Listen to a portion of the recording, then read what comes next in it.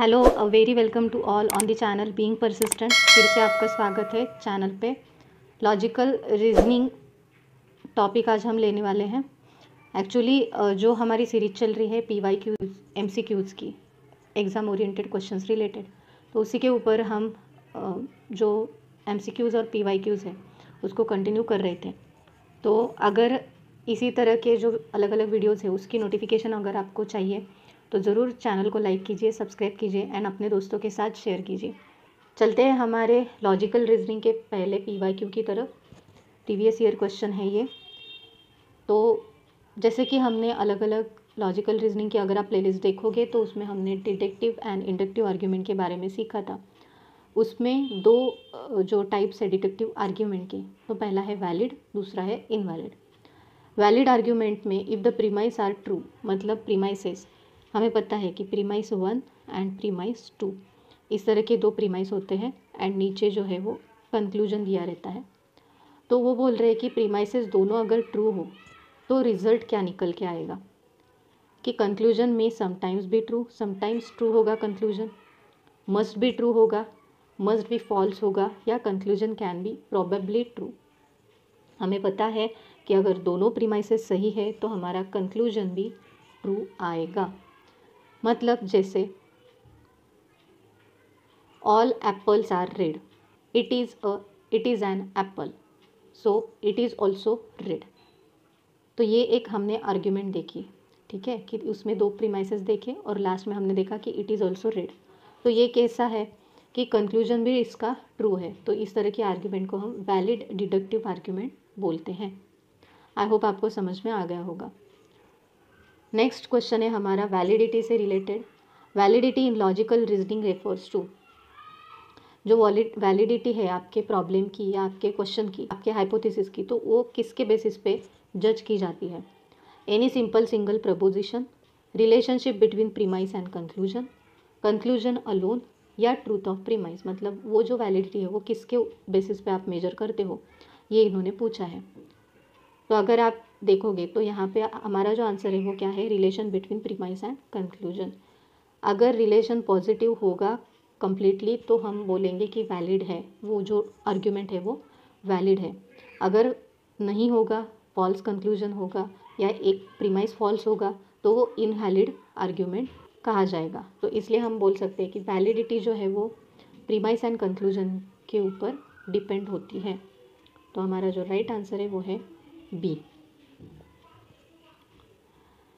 Next question, which of the following statements are correct with regard to the truth and validity in logical reasoning. मतलब कोई भी statement जो है वो आप वैलिड और ट्रू है ऐसा आप कब बोल सकते हो, तो वो किसके बेसिस पे मेजर किया जाता है। फर्स्ट है truth and falsity are attributes of individual proposition, validity and invalidity are attributes of individual proposition, truth and falsity are attributes of arguments, या validity and invalidity are attributes of arguments. तो हमारा इसका जो answer है it is A and D. कैसे, वो क्या बोल रहे हैं कि नीचे मतलब जो स्टेटमेंट्स हैं उसमें से कौन सा करेक्ट है, किसके बारे में है, ट्रूथ एंड वैलिडिटी के बारे में। तो truth and falsity are attributes of individual proposition, मतलब कि जो प्रपोजिशन आपको दिया गया है तो उसका ट्रूथनेस या फॉल्सिटी जो है, मतलब वो राइट है या रॉन्ग है, ये दो एट्रीब्यूट्स है इंडिविजुअल प्रपोजिशन के, ये इन्होंने ऐसा बोला है। तो यस, हम प्रपोजिशन राइट है या रॉन्ग है ऐसा बता सकते हैं। Second, validity and invalidity are attributes of individual proposition, उसको आप वैलिड एंड इनवैलिड में कैटेगराइज करते हो क्या। तो वैलिड एंड इनवैलिड जो है वो डिडक्टिव आर्ग्यूमेंट होती है, मतलब आर्ग्यूमेंट्स होती है, बट प्रपोजिशन के बारे में अगर उन्होंने पूछा है तो प्रपोजिशन यहाँ पे नहीं आएगा। प्रपोजिशन में ट्रू और फॉल्स ऐसा ही हम बोल सकते हैं, या तो वो ट्रू हो सकता है या फॉल्स हो सकता है। प्रपोजिशन मतलब प्रीमाइस में जो होता है स्टेटमेंट, उसको हम प्रपोजिशन बोलते हैं। Next, truth and falsity are attributes of argument. No, ये भी सही नहीं आएगा। हमने अगर देखा है कि आर्ग्यूमेंट के क्या होते हैं, वैलिड एंड इनवैलिड, तो ये भी नहीं आएगा, मतलब ये यहाँ पे अपोजिट दिया है। Validity and invalidity are attributes of argument, yes, validity and validity are attributes of argument. Argument यानी क्या, प्रीमाइस 1, प्रीमाइस 2 एंड कंक्लूजन, ये पूरा हुआ आपका आर्ग्यूमेंट। तो वो वैलिड हो सकता है या इनवैलिड हो सकता है, बट उसमें जो प्रपोजिशन यानी स्टेटमेंट जो है तो वो ट्रू हो सकता है या फॉल्स हो सकता है। So our answer is A and D. Question number 4 की तरफ जाते हैं। By which of the following proposition some men are not honest is contradicted. अगर आपने स्क्वायर ऑफ अपोजिशन के वीडियो अगर देखे होंगे प्लेलिस्ट में जाके, तो आपको वहाँ पे पता चल जाएगा कि हमारे यहाँ पे पॉजिटिव, निगेटिव, यहाँ पे ऑल, नो, सम एंड यहाँ पे सम नॉट। ओके, तो इस तरह का ये हमने देखा था, डायग्राम देखा था। तो यहाँ पे क्या बोला है कि some men are not honest, यानी कि some men are not honest. तो इसको कॉन्ट्राडिक्ट करने वाला कौन सा है, मतलब इसके अपोजिट कौन सा स्टेटमेंट है हो सकता है। तो डेफिनेटली यहाँ पे ऑल मेन आर ऑनेस्ट आएगा। कैसे, यहाँ पे अगर ऑल है, यहाँ पे अगर सम नॉट है, यहाँ पे अगर नो है एंड यहाँ पे अगर सम है। तो कॉन्ट्राडिक्ट यानी कि सम नॉट को कॉन्ट्राडिक्ट यानी कि उसके अपोजिट ऑल वाला स्टेटमेंट आएगा जो पॉजिटिव है। Okay, fifth question, if the statement most of the students are obedient.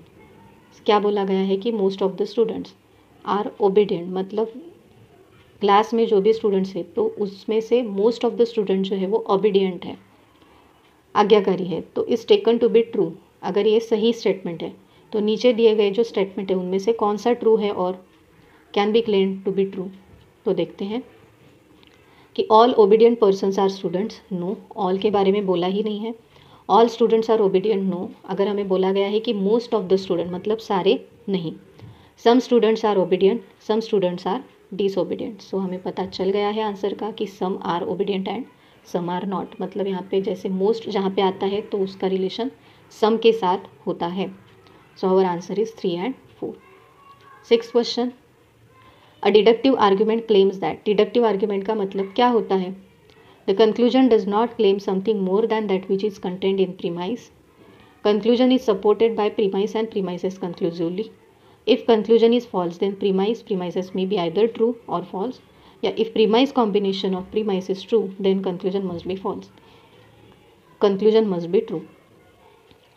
तो यहाँ पे जो है वो बोल रहे हैं कि डिडक्टिव आर्ग्यूमेंट का मतलब होता क्या है। तो हमने देखा था डिडक्टिव आर्ग्यूमेंट में कोई भी थ्योरी होती है और थ्योरी टू हम जनरलाइजेशन की तरफ जाते हैं। तो नीचे दिए गए जो सेंटेंस है उसमें से कौन सा सेंटेंस डिडक्टिव आर्ग्यूमेंट को डिटरमाइन या एक्सप्लेन करता है। डिडक्टिव आर्ग्यूमेंट का जो कंक्लूजन होता है, does not claim something more than that which is contained in premise. Premise से ज़्यादा कंक्लूजन में कुछ भी बोला नहीं जाता है, ऐसा बोल रहे हैं। Conclusion is supported by premises conclusionly. जो भी कंक्लूजन होता है तो वो प्रीमाइस से सपोर्टेड होता है, मतलब सपोर्ट होता है प्रीमाइस का कंक्लूजन निकालने के लिए। उसके बाद if the conclusion is false, premise may be either true और false. And fourth one is if premise combination of premises true, premises अगर ट्रू हो तो कंक्लूजन भी ट्रू होना चाहिए, ऐसा उन्होंने बोला है। तो हमें पता है कि डिडक्टिव आर्ग्यूमेंट का मतलब क्या है, conclusion does not claim something more than that, conclusion premise से ज़्यादा कुछ बोल नहीं सकता है। Yes, the conclusion is supported by premise and premises conclusively, मतलब कंक्लूजन प्रीमाइस के बेसिस पे या प्रीमाइस के सपोर्ट से ही फाइंड आउट किया जाता है। ओके, तो ये भी सही है। सो हमारा जो आंसर है वो है 1 एंड 2। आई होप आपको समझ में आ गया होगा। अभी ये भी एक नंबर सीरीज़ का क्वेश्चन है कि नीचे दिए गए जो नंबर्स है तो उसमें आगे का नंबर कौन सा आएगा वो आपको बताना है। तो अगर आप देखोगे कि 2 एंड 6 इसका गैप क्या है, इसका गैप है 4। उसके बाद 6 एंड 12 जो है उसका गैप अगर आप देखोगे उसका गैप है 6। देन 12 एंड 20 का गैप है 8। 20 एंड 30 का गैप है 10। 30 एंड 42 का गैप है 12। 42 एंड 56 का गैप है 14।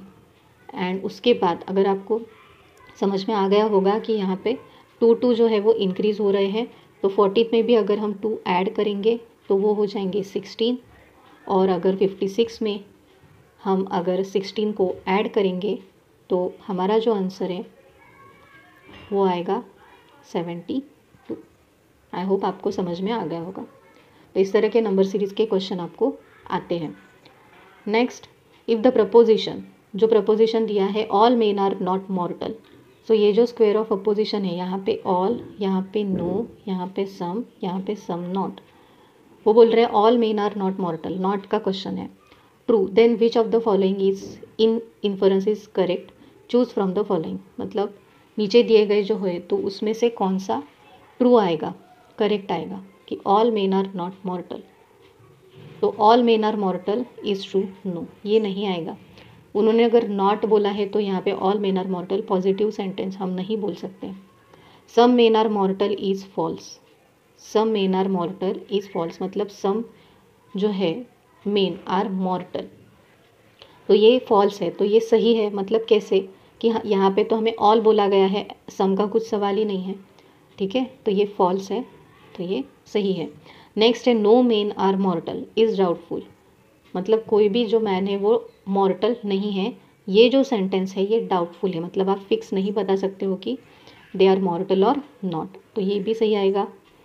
All men are mortal is false, yes, क्योंकि ये इससे मैच कर रहा है, ये फॉल्स बोल रहे हैं कि ऑल मेन आर मॉर्टल, मतलब ये ऐसा एक्सप्लेन करता है कि all men are not mortal. 2, 3 and 4 is the right answer. 6 persons A, B, C, D and F are standing in circle. B जो है वो F एंड C के बीच में है, A is between E and D, F is to the left of D, F जो है वो left है D के। अगर ये सर्कल आप देखोगे तो यहाँ पे F है, यहाँ पे C है, यहाँ पे D के लेफ्ट में F मिल गया हमें। A जो है वो बिटवीन E एंड D है, यहाँ पे A आएगा, यहाँ पे E आएगा। A जो है वो E एंड D के बीच में है, वो is between A and F, तो A एंड F के बीच में कौन है, तो हमें पता चल गया है कि आंसर है D। Last question, how many 8, जो लाइन दी गई है तो इसमें से कितने 8 in the following sequence which are preceded by 5, मतलब जिसके पीछे 5 आता है but not immediately followed by 3, मतलब जिसके आगे इमीडिएटली 3 नहीं आता है, ऐसे कौन से है। सो अगर आप देखोगे यहाँ पे 5, 8, 3, यहाँ पे 5, 8, 3 आ रहा है, इमीडिएटली 3 है, ये नहीं आएगा। यहाँ पे है 1, यहाँ पे 2, यहाँ पे 3, यहाँ पे 4, तो ये 4 पेयर्स यहाँ पे दी गई है। सो आई होप आपको समझ में आ गया होगा कि 8 के पहले 5 आना चाहिए बट उसके आगे इमीडिएटली 3 नहीं आना चाहिए।